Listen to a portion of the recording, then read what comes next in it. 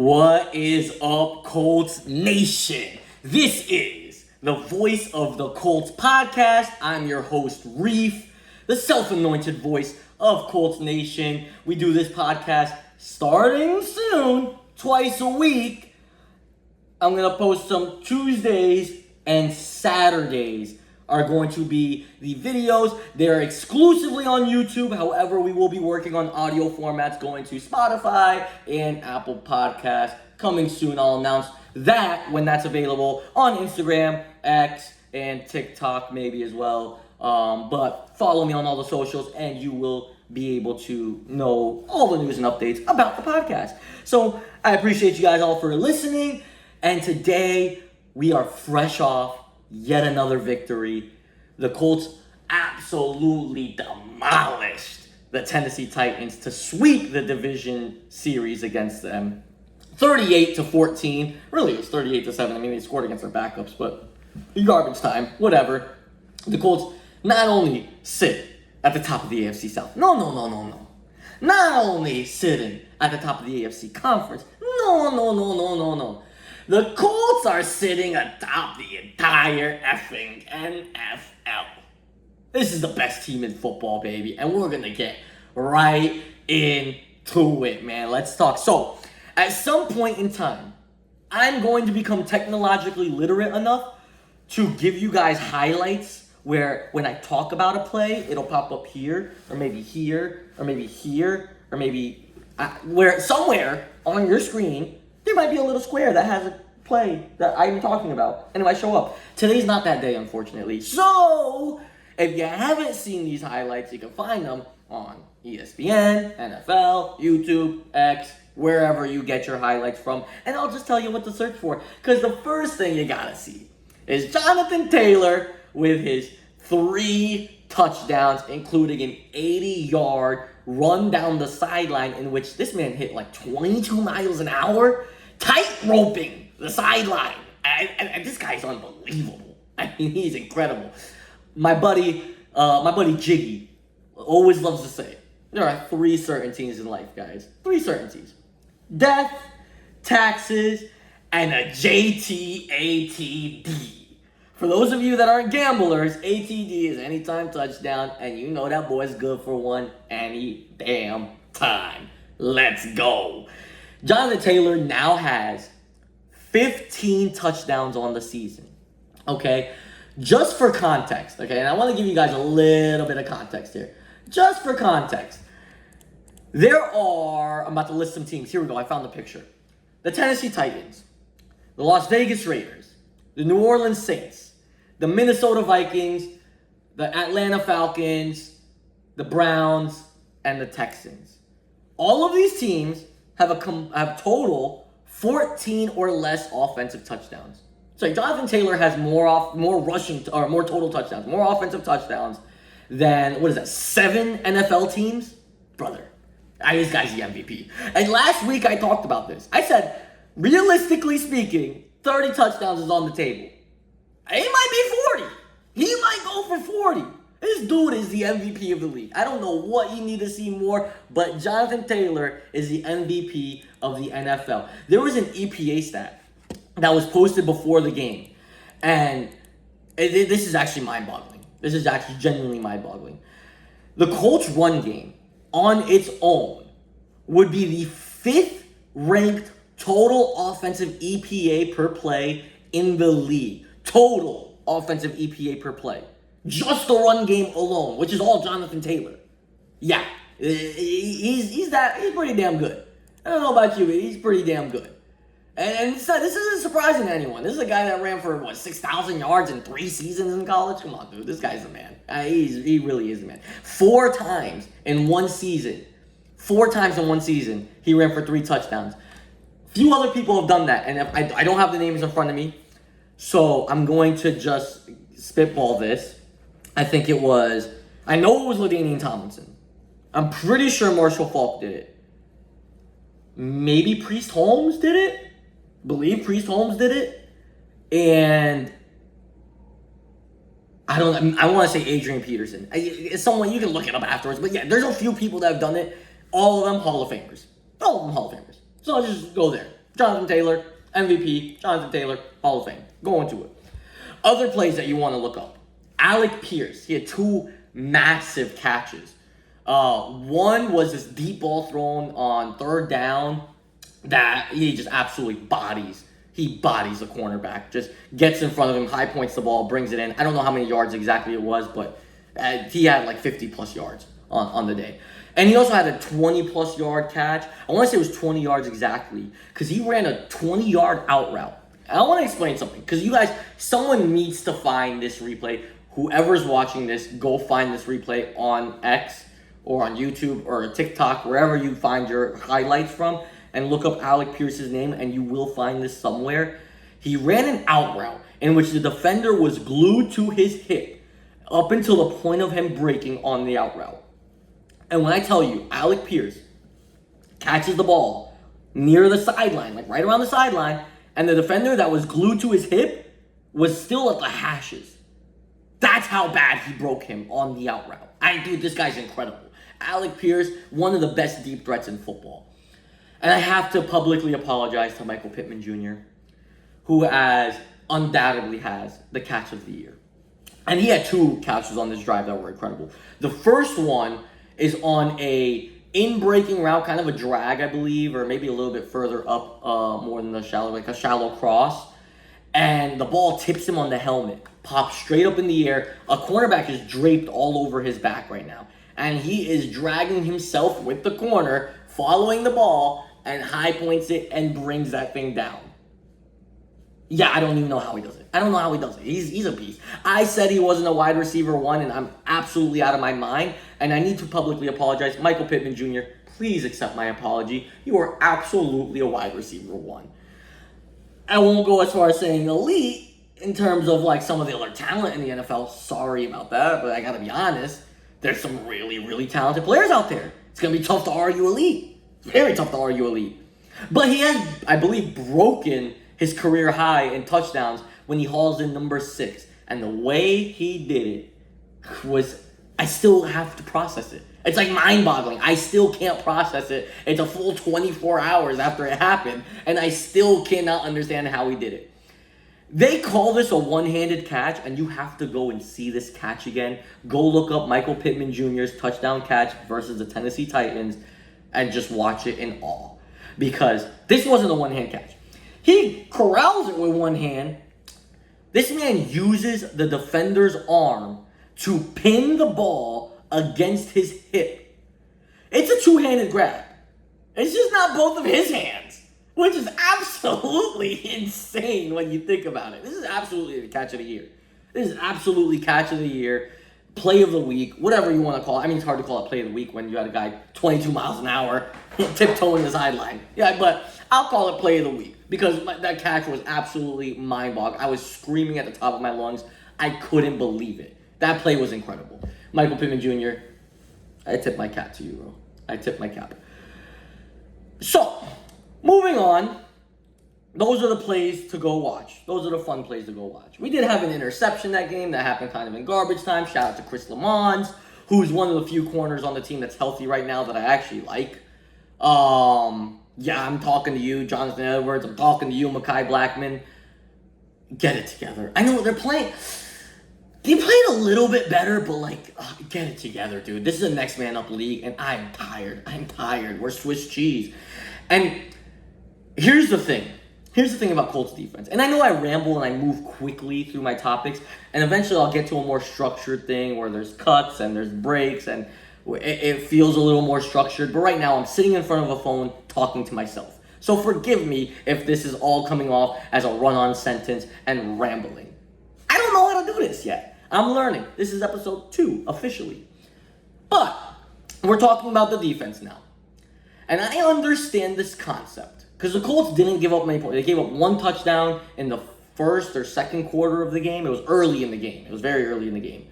And we gave up one touchdown, and that was the only score we gave up. And I understand when you get into the second half and you have a 20-plus point lead, I understand the concept of soft zones, prevent defense, let them catch the ball inside the, wherever they want, and just let that clock drain out. Because if they get a, 9-play, 7-8 minute drive and score a touchdown, they're still down 2+ scores and they just killed off an entire quarter, right? I understand that concept. I do.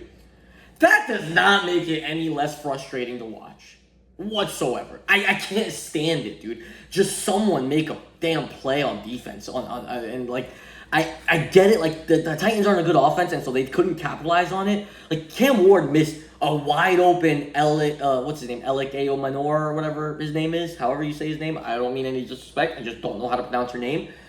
And truth be told, I mean number 5. I'll go with number 5 because whatever. He's wide open. He burnt the absolute hell out of Kenny Moore on this play, and Cam Ward misses him. I don't know if it was really Cam Ward misses him or Alec kind of slowed down on the route. I'd have to go watch it again. It looked at first glance like he kind of slowed down, but he also overthrew the ball. But like, I don't know who to blame on it. I don't care who to blame. Let the Titans fans argue about who to blame for that. All I know is he was wide open, and that pisses me off because Kenny Moore is our best cover corner at this moment. So please, guys, get it together, please. I need Mekhi Blackmon and Jonathan Edwards to do something. Be good. Do stuff. Get interceptions. Mekhi got 2 picks already. Edwards could have picked something. I'm tired of this Swiss cheese defense. But overall, defense played really well. They did a lot of good things. Those are just little nitpicky things that I like to cry about for whatever reason. We're giving up almost like 250 plus yards a game in the air, which sucks, but it is what it is. But yeah, man, the thing about the defense, the thing about the 250 yards a game, like I said, it's attributed to the soft zone coverage. But again, it just doesn't make it any less frustrating to watch. That's why I can't stand it. It's just so damn frustrating to see teams throw all over us. I don't care how bad we're winning or whatever it is. I want to see us make plays. Can't wait for us to get healthy. Mooney Ward. Oh my God. Please be ready for the Chiefs game. I would love... If Mooney comes back for the Chiefs game, Colts by 30. Colts are winning that game by 30 plus. I don't care. I've seen enough. We're the best offense in football. For reference, and I'm jumping back and forth for reference. I want to reference some stuff for the Colts offense. The Colts offense this year, and I got to pull this up. I'll start with this. Points per game, right? 33 week 1, 29 week 2, 41 week 3, 20, but could have been just as easily 34, so asterisk on that in week 5, or 4. 40 points in week 5, 31 in week 6, 38 week 7, 38 week 8. This is the best offense in football, by a mile, by a country mile, by a nautical mile. I don't know which one's first. Points scored, 270 on the year. Unreal, first in the NFL. Points allowed, 154, second in the NFL. You can attribute that to the fact that we played really trash teams. Fine, whatever. Point differential, plus 116, first in the NFL by a mile. Points per minute of possession. I didn't know this was a statistic. I didn't know this was a statistic. I'm just going to skip that statement. I didn't know this was a thing. Points per minute of possession, 1.09, which is the best mark in NFL history, and I don't know how long that's been tracked. All right? We are scoring on 70.2% of our drives. I'm going to pause there. 70.2% of our drives end in points. This is going to go down. If we continue at this track, Guys, I got really nervous. Forgive me. My watch tells me I'm recording, but it wasn't showing me the recording thing, so I apologize. Let me reconnect to my camera, and we're good to go. That scared the living bejesus out of me. I didn't know how long it was going for. Anyway, this isn't going to get edited out, by the way. I haven't had time to do post-production. This is a raw video that just gets posted to YouTube as soon as it's done. So, yeah, that's what happens. Anyway, this is gonna, if we go down at this rate, 70.2% of our drives end in scores, at this rate, the Colts are gonna this is gonna go down as the greatest offense in NFL history. Like, it's that good. We are literally that effing good. It doesn't make sense. It just doesn't make sense. I gotta get back on track, man.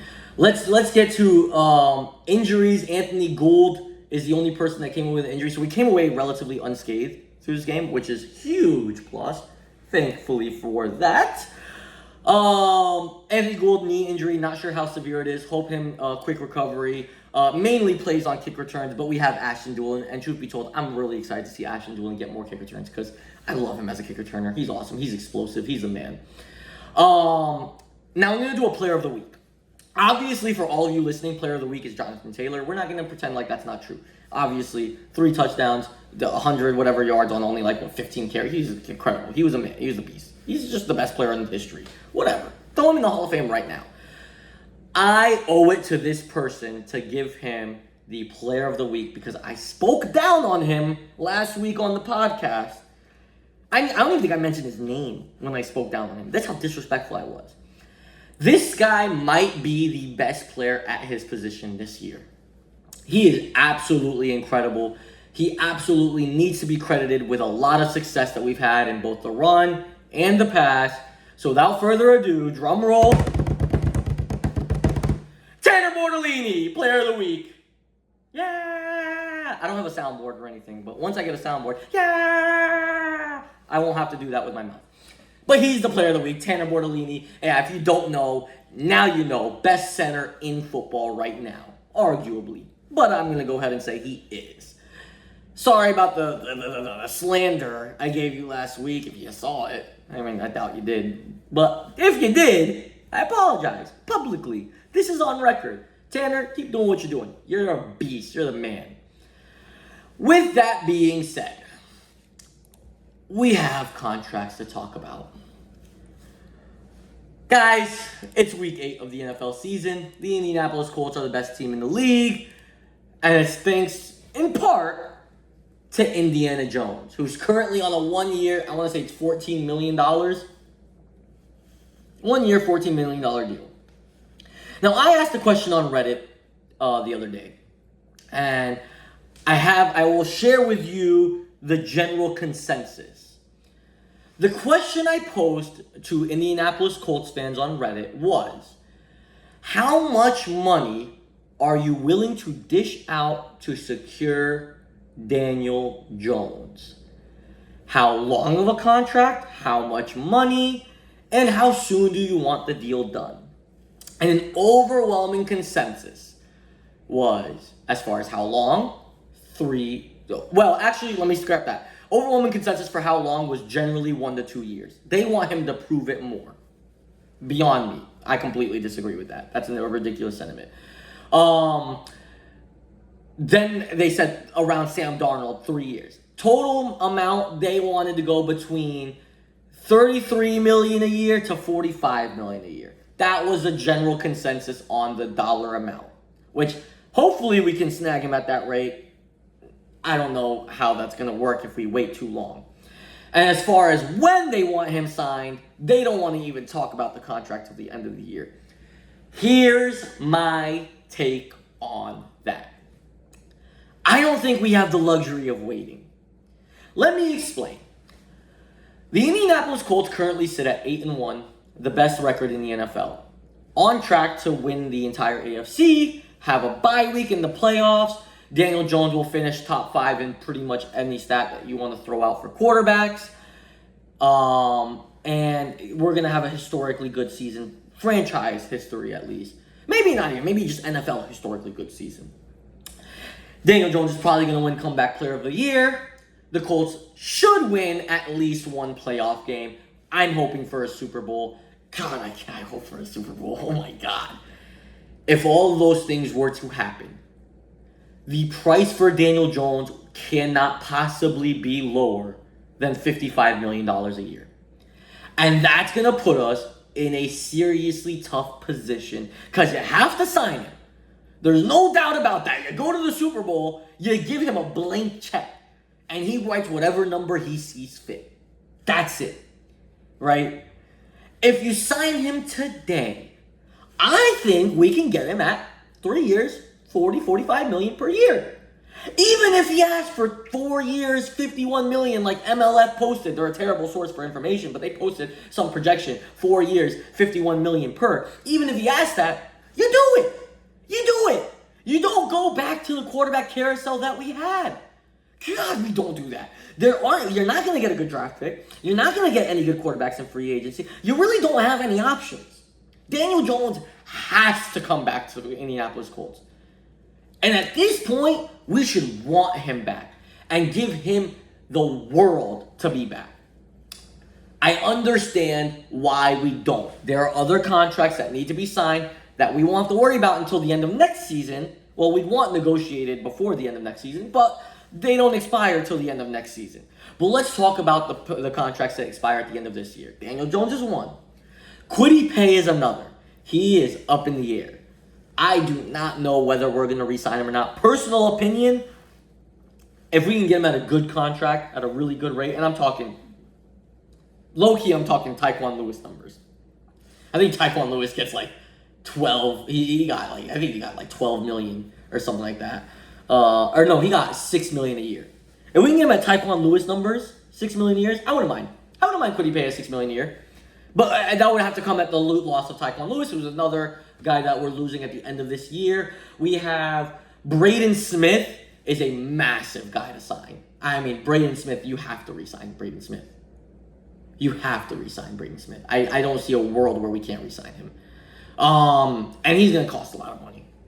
And this is why I want to ink a deal with Daniel Jones as soon as possible. Because the quicker we do it, the better the rate we get. The longer we wait, the price is going up. And boy, it's going to get to a really tough position to re-sign all those guys. Alec Pierce is the last name I want to mention as a guy that I feel like we need to re-sign. I don't know how much he's going to demand. I mean, he's only getting $1.6 million a year right now. And I don't think he can be in the market to demand a high amount. So I think we renegotiate his contract. We get him extended. And I think we give him around $3-4 million a year. I don't know what it's going to be exactly, but I hope we get him at a good rate, and we need him. We need him to just keep hooping because he is the best deep threat we have. But Daniel Jones is a must-sign right now. I want the contract inked. I don't even want the ink dry, right? I want to post this video. I said that wrong. I want the ink completely dried by the time I post this video. I want him signed before I hit the stop recording button. I want to see an ESPN alert that says, yeah, he signed. Way to go. You know what I mean? That's what I'm looking for. Yeah, I didn't get that. It was a low power mode notification on my watch. F that. Who cares? So yeah, that's tough. And you know who else actually needs to be re-signed? Nick Cross. Nick Cross is on a contract here as well. So we have a lot of guys that we need to re-sign, and they can cost a pretty penny. And the longer we wait on Daniel Jones, the harder it's going to be to bring those guys back. And those are impactful players. I don't want to say they're irreplaceable, but they're impact players. And I would love to get those guys back. Okay? That's all the time I have for today, guys. I'm exhausted. I worked all day. So this is going to get posted Tuesday morning. I appreciate you all for listening, man. Leave any comments you would like in the comments below on YouTube, on the Instagram clips, on the YouTube clips, on the TikTok clips. Please, I will start featuring my favorite comments in these videos at some point in time. And subscribe if you like the content. If you enjoy the high-energy Colts content that I'm bringing to you, subscribe, baby! YouTube exclusives right now. Come on now. Share it with your friends. Leave a comment. Talk to me. We will have another episode this week, and it's going to be previewing the Steelers game with other talk around contracts, maybe some free agent or trade talks as the trade deadline rapidly approaches. But for today, we're going to leave it at just the contract talks for Indiana Jones. And yeah.